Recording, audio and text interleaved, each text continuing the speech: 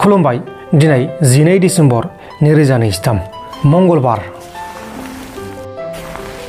आसामनि नुमालीगढ़नि एनआरएलनि सासे जेनेरेल मेनेजारआ एनआरएलनि माखासे बाथ्राफोरखौ बा इनफरमेशनखौ गुबुननो खोन्थानो थाखाय पारमिशन गैयाबालासिनो लिक खालामनो हानायनि थाखाय पुलिसजों एरेस्ट खालामजादों। हमजानाय जीएमनि मुङा जाबाय दिगान्त सांमाई।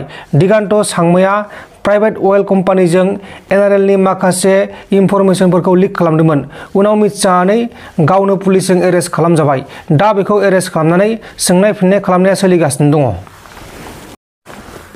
बर'नि मुंदांखा एक्टर थाख्लाय नार्जारी बिथांनि देहाखौ खौरां लाहैदों बिपुल बसुमतारी बिथाङा। एक्टर बिपुल बसुमतारी बिथाङा थाख्लायनि माखासे दुखुनि समाव खैफोदनि समाव खौरां लाहैदों। बे समाव थाख्लाय नार्जारी बिथांखौ चिरांनि मोनसे हस्पिटालाव प्राइवेट हस्पिटालाव फाहामथाय होगासिनो दङ। लोगोसे बिथाङा थाख्लाय नार्जारीनि बेबायदि हालखौ नुनानै गोबां दुखु मोननाय फोरमायदों। आसामनि हाइलाकान्दियाव गंसे खारबाय थानाय रेलगारिजों सौजानानै जाब्रबथाय जानानै सानै सुबुङा जायगायावनो जिउ गोमादों। थैनाय सानै सुबुङा सिकिउरिटिनि खामानि मावोमोन।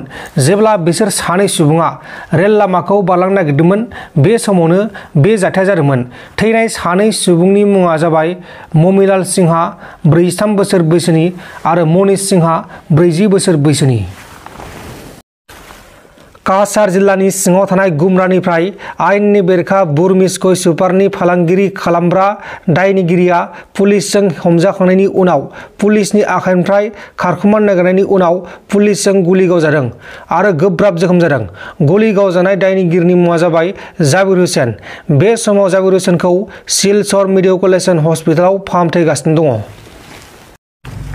गुवाहाटी नोगोरमानि सिङाव थानाय बेटापारा ओनसोलनि जिलमिल नगराव सासे सुबुङा केरासिन लुनानै अरजों सावनानै गावनि बेसेन गोसा जिउखौ गावनो फोजोबदों।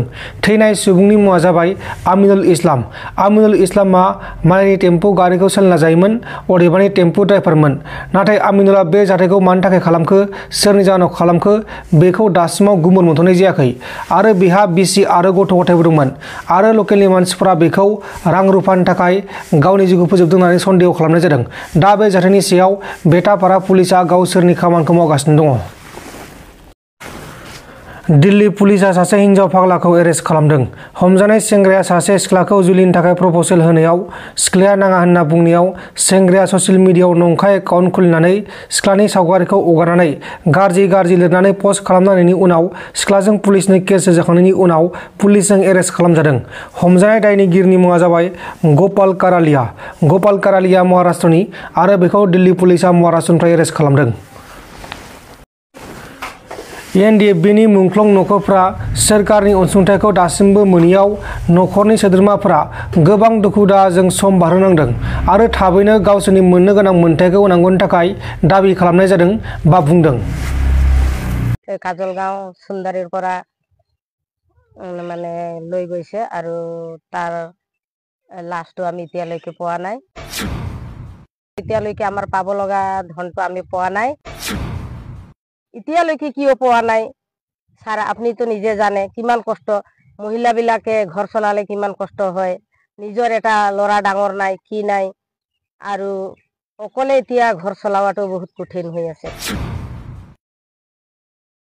অসমৰ মুখ্যমন্ত্ৰী শ্ৰী হিমন্ত বিশ্ব শৰ্মা ছাৰ আমাৰ চিৰাং ডিষ্ট্ৰিক্টৰ মানে মাটিত কাম কৰি থকা মানে মোৰ 2008 ছেপ্টেম্বৰ 18 মোৰ হাজবেণ্ডটো মানে এনেকুৱা হৈছে।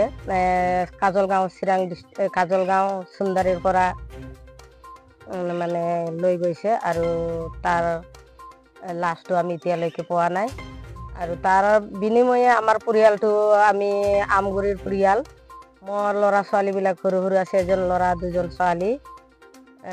আমি এতিয়ালৈকে ইমান কষ্ট কৰি পাৰ হৈছোঁ, এতিয়ালৈকে আমাৰ পাব লগা ধনটো আমি পোৱা নাই।